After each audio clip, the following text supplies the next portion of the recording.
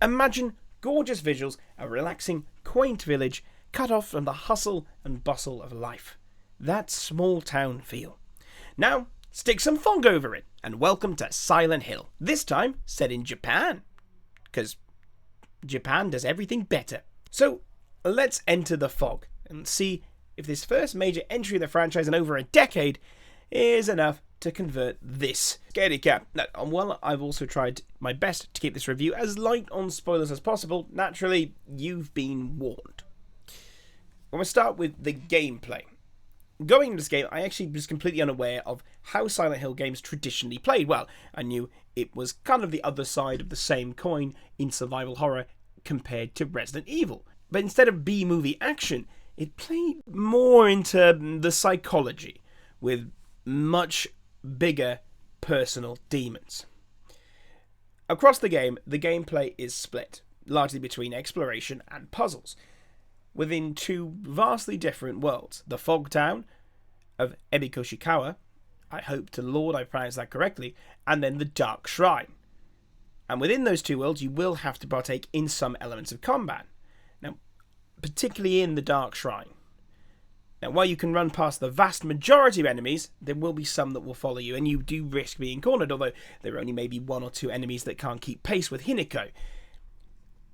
And in the more denser areas of the fog, it's easier to avoid an encounter. In the Dark Shrine, though, because combat is often more of a key aspect of the gameplay, you will gain access to weapons that will never break, and even more abilities that make us stronger, all with their own symbolic interpretations behind them. I won't tell you exactly what those are, but you'll be in for a treat if you play the game.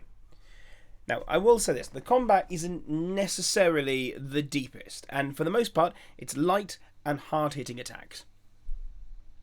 Although, I will hand it to them, the variety of different weapon types, from knives, baseball bats, steel pipes, or in the later game, axes and sledgehammers, all of them do generally play a little bit differently, and have unique animation sets for each attack. But I'll break it down further. Knives, while strong against enemies, are much easier to break. They're just kitchen knives at the end of the day.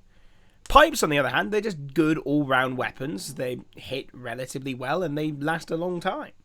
But axes and sledgehammers, they're the heavy weapons. So while they're going to do way more damage, they're also much harder to control. They're going to take more time to get the hit, and they're going to use more of your stamina. So unless you've been upgrading your skill tree, you're probably going to struggle a little bit in this late game if you choose these weapons. And personally, even if I think it is a bit basic in presentation, I don't think it actually needs anything deeper than it was. You can save the deep aspects for the plot in this case. During the latter portion of the game, Hinako doesn't necessarily need weapons anymore, and honestly that actually played really smoothly and was a lot of fun when I wasn't, scared shitless. We also have to take into account that there was the sanity meter, which goes hand in hand with the combat mechanics. So it's quite a good idea throughout the game to be stocking up on some sanity increasing items, like Ramune. Sanity basically allows us to use focus for either a stronger attack or to see a larger opportunity to counter. And most counter and focus attacks will generally stagger enemies, aside from maybe some more of the mini-boss style enemies, and that is honestly OP as hell, getting a stagger. Combat itself was very few and far between in the early stage of the game. At first, the game has you focusing on avoiding combat completely, as I have a feeling they were trying to focus on getting us to feel that atmosphere, feel the scared, the tension of the world around us and how Hinako was feeling. And honestly, it did that brilliantly. But as the game progresses, the tension in the atmosphere didn't necessarily waver, but combat grew more and more intense and more integral to the game, even locking out certain sections of the game until you beat a mini-boss style enemy. At times, enemies didn't seem to die, and you as the player found yourself in a similar position to Hinako, every time praying that the enemy would die on the next hit. So you began feeling that desperation that Hinako felt in the world around. Now, the puzzles for themselves, they were pretty well integrated into the gameplay. There was probably only one example that I found where the puzzle was way too cryptic, and it felt more like I had to just brute force it and just get lucky. But I found myself thinking I'd missed a clue. I hadn't, but I was quite confident I'd missed something. The others were challenging. And I found myself often having an epiphany as I slowly tried to solve it, and that suddenly made the whole thing click together. And that was an amazing feeling. It gave me such a dopamine rush. Now, it does help that most of these puzzles are relatively thematically linked to the main plot, and they're not just shoehorned in because we like puzzles. Even though the map of Fogtown is generally pretty open, it's also very compact, with backtracking prominent and new routes opening as we progress through the story. And somehow, I actually found this made it scarier, or as though we might be getting more familiar with the towns such as Hinako does. But the game continues to test us in these locations. It almost seems like it's got more to prove, and it finds ways to unsettle us throughout them, even if it is as simple as making us use a house as a cut-through instead of the main road. Suddenly, you're back up to a 10. Now, if you do look at the gameplay purely from a survival horror perspective, the atmosphere is really tight. And while some areas don't quite capture the same level of tension as others, I think this actually works in the game's favour, as there's almost like a reprieve from the bleak world and allows us a chance to not just breathe, but just go whoa and take in what we've just gone through. Particularly after segments like the middle school, which sent my heart racing. Look, I honestly couldn't wait to leave the middle school segment. But no matter how many moments there were that I wanted just the section to finish and be done, I never wanted to stop playing. Because the story had me so hooked on such a level with every horrific moment, I just found myself wondering, what's next? And what could Hinako be going through during each and every moment? What led to us going through this? And while balancing items can be difficult at times, that's part and parcel with the survival horror genre, the issue I found was more to do with having too many items, not enough space. So the tension of keeping stocked was diminished. But honestly, I wasn't concerned about item management in my run through at all. As while I thought space was a problem, I was often too heavily engrossed in the plot to remember that was part of it. Now, perhaps either on the higher difficulties or in New Game Plus, there's more chance that is a bigger issue. Now, the game itself takes a marked detour from the usual locales of Silent Hill games, which were largely set out in a rural town in America, coincidentally called Silent Hill. Coincidence? I think not! But the series is moving into Silent Hill as more of a concept than just a fixed location, it seems. So, with them setting the game not just in Japan, but specifically during the 1960s Japan, allows for not just a new kind of Silent Hill experience, but a whole new kind of story to be told of gender, and specifically gender roles and expectations within a society that's views are far away from they are today. On top of that, we also have the familiar expectations coupled with the societal expectations of the time, and when we consider the rural setting, no matter how the world might have been moving forward at the time, rural communities historically were much slower at adapting to changes. And for reference, women in that time period in the USA and the UK weren't actually allowed to open a bank account without their husband's approval. Now, Japan, weirdly enough, was actually more progressive in this way, as they actually allowed women to have their own bank accounts in the late 1950s. So, slightly before this game was actually set. Meaning Hinako was probably of the first generation to have slightly more control of their future, their own life, and their own aspirations, outside of just being a homemaker, and free of another person having complete control of them and their financial situation. But this also shows that Hinako was being torn between following the traditional route expected of her and her sister before her, or following her path under her own control. The village that the game is set in is Ebikushikawa, which does feel small but very well lived in, with plenty of housing and the personal connections Hinako has to most of the locations we visit. From the middle school they all attended, to the playground that they played in during a young age, to several different shrines, all connected to one of the supporting characters. Having the setting be so personal to the character allows a story that is a lot more insular and a lot more personal. You could really see how they wanted to play with the themes surrounding growing up, adolescence, freedom, but also letting go of the childhood version of ourselves and coming to terms with that. Before you even get into a deeper aspects around the time period and the society's expectations of women at the time.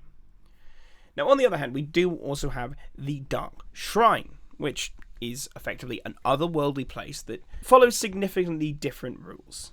The colour palette here is immediately darkened, going for more of an ethereal blue fire glow. While there is still fog here, it's way less prevalent. The dark shrine feels like it plays into the traditional and seems to focus on letting go, sometimes to the extreme, which as we progress through the story it becomes clear that this is a traditional preparation for a wedding.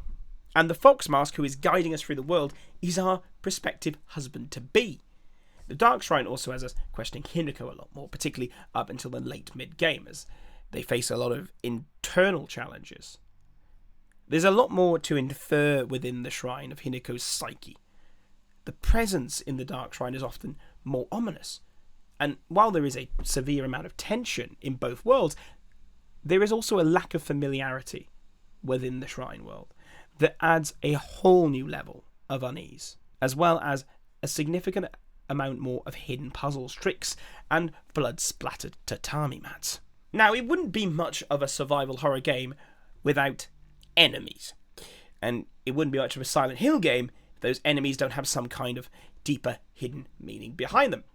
This game is, of course, no exception to that rule, and while main series staples of the Silent Hill franchise, such as Pyramid Head and nurses that, let's not go into it, don't make an appearance in this entry, there are still plenty of other enemies, all with their own interpretations and symbolisms behind them. What adds an additional layer with the characters is the game setting, being Japan. And most of the monsters' names are rightfully in Japanese, which can lead to some interesting interpretations when you translate them into English.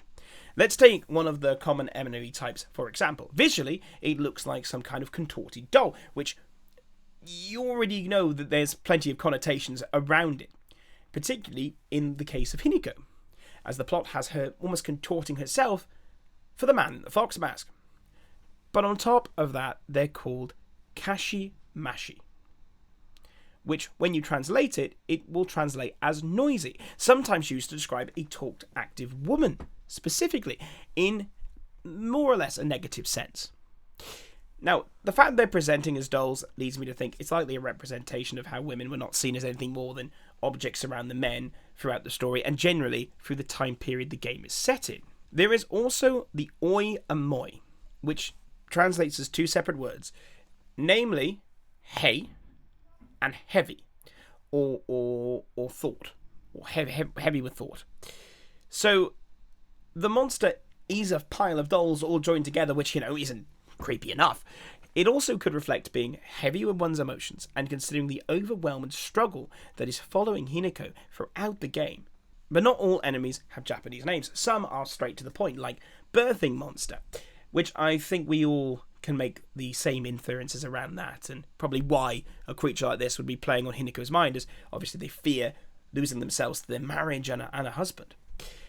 Now, the variety of different enemies all fit within designs steeped in symbolism, a Silent Hill staple, which does leave an awful lot up to interpretation. And while the game gives us small journal entries from Hinako on the thoughts of the creatures, it's easy to also project our own thoughts and understanding of Hinako's journey and the time period she lived in onto all these creatures, and in turn, the story. Now, Silent Hill as a series is never scared about delving into hard-hitting and sometimes extremely disturbing themes. And Silent Hill F really is no different.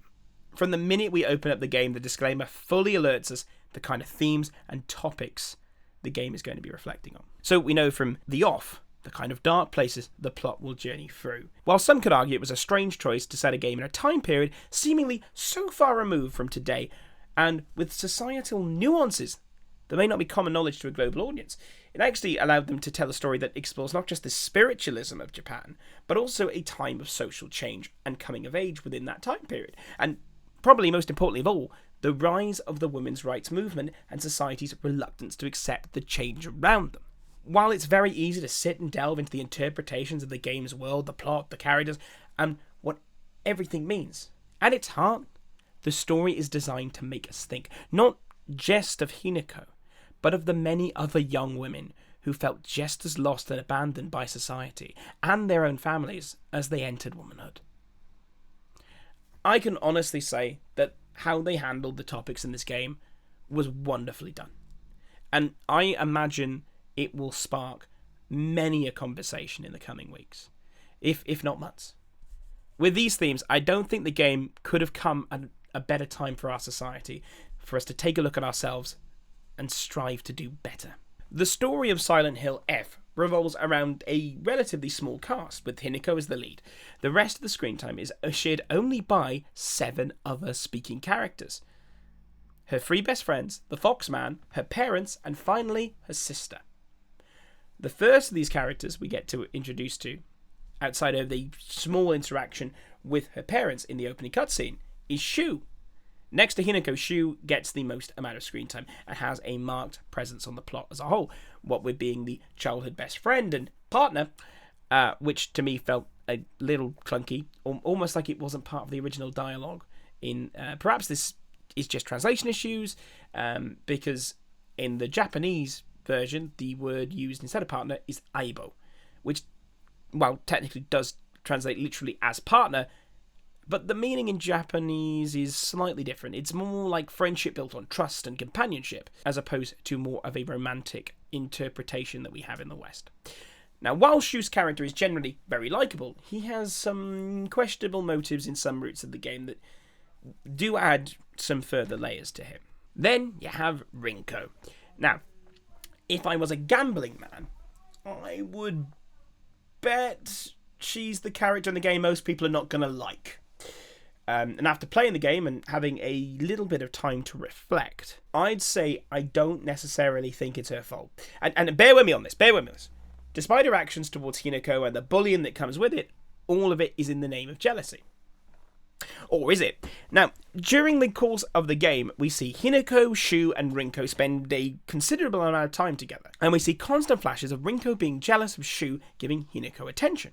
Now, Rinko is more in line with the image of a desirable traditional woman of the time, priding herself on femininity, doing her makeup, etc.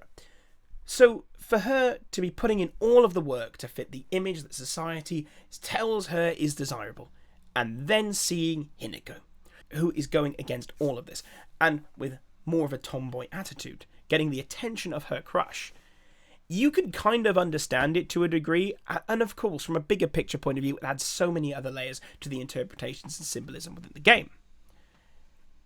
After that, the only character with a more active role in the plot is the Foxman. Oh boy, it was just about to get interesting with him.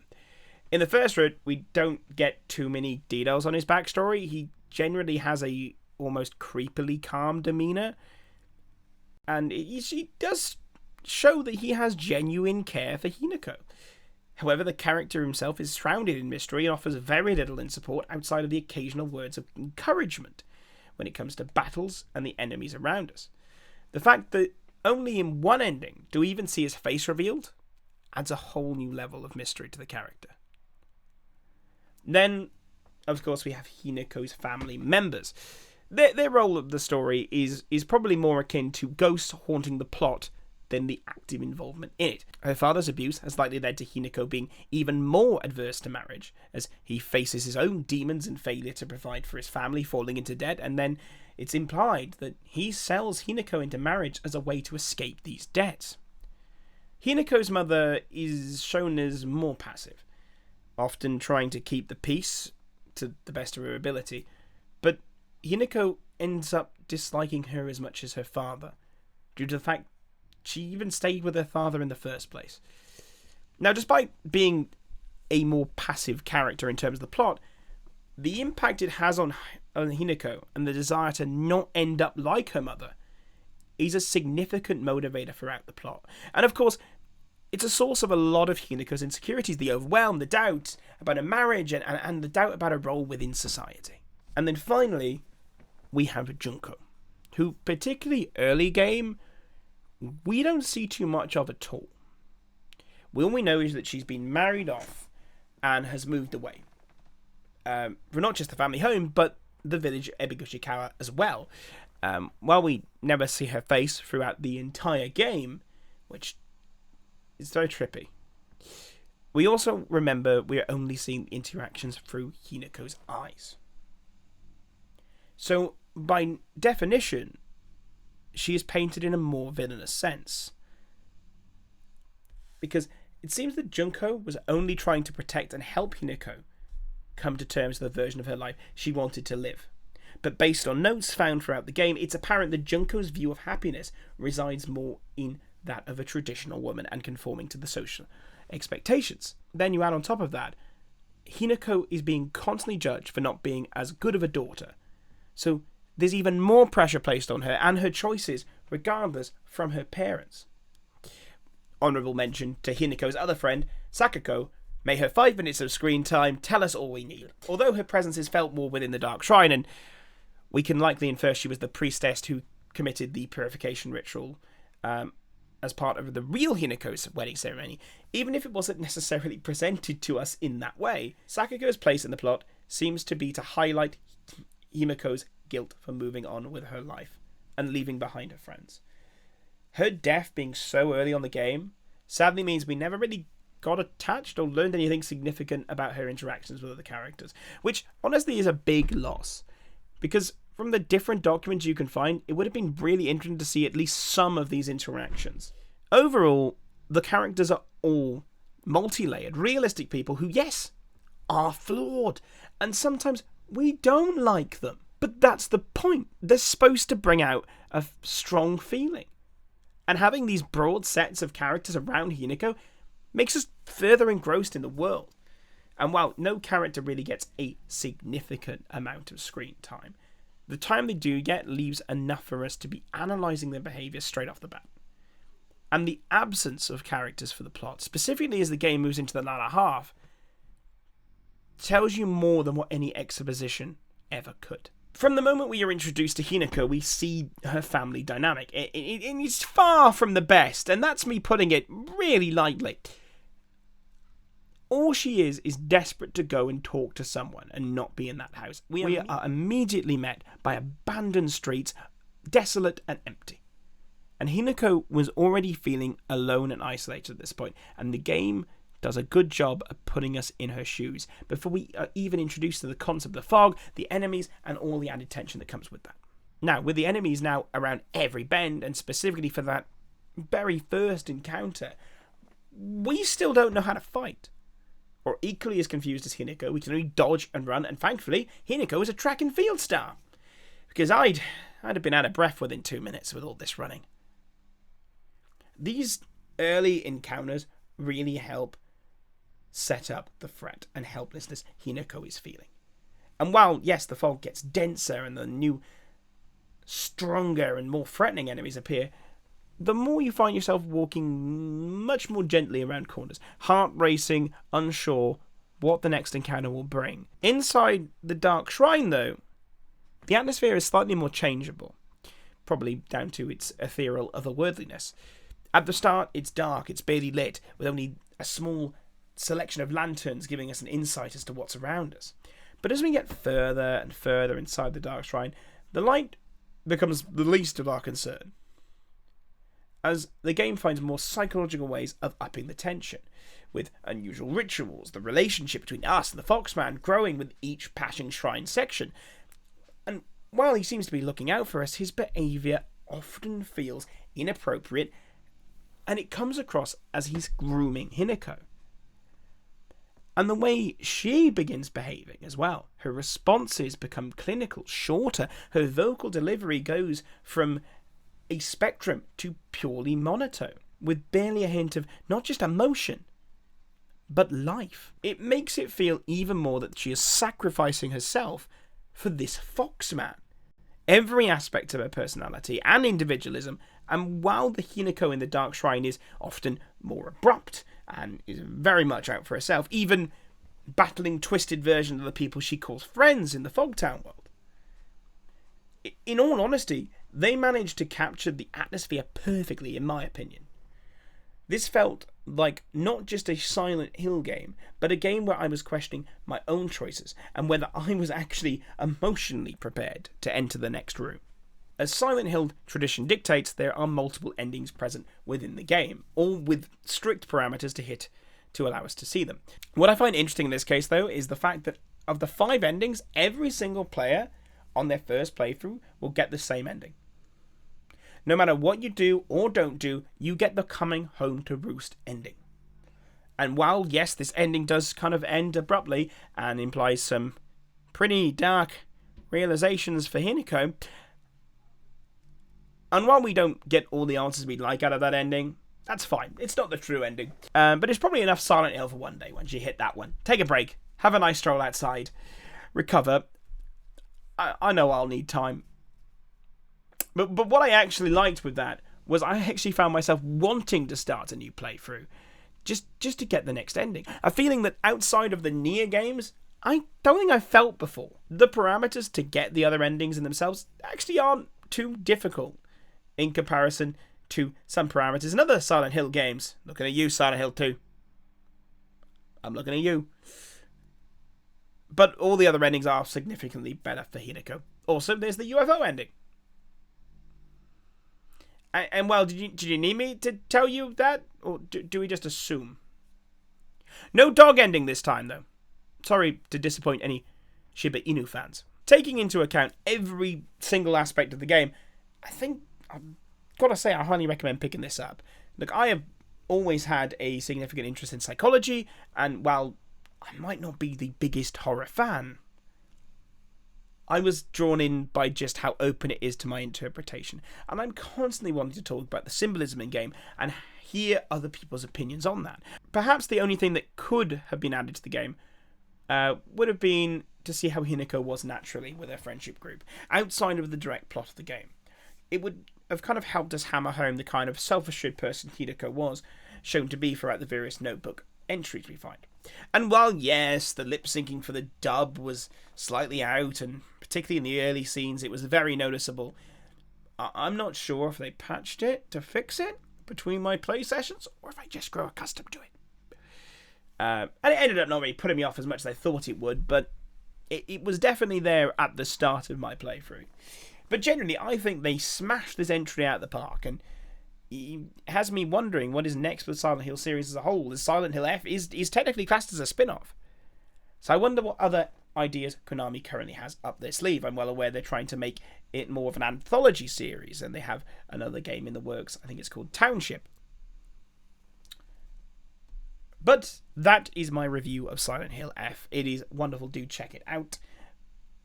But honestly, I think I might need a small lie down as I mentally recover from this experience. But in the meantime, let me know your thoughts about the game down below. And if you want to check me out in other places, I've actually played this game live on Twitch at _UntitledGamer. And I'm generally live there 4 times a week, Monday, Wednesday, Friday, and Sunday. So come over and check me out. But for now, I'm gonna go recover. That was rough. I need a nap. That was. Oh my god! I don't think I'm gonna sleep anymore.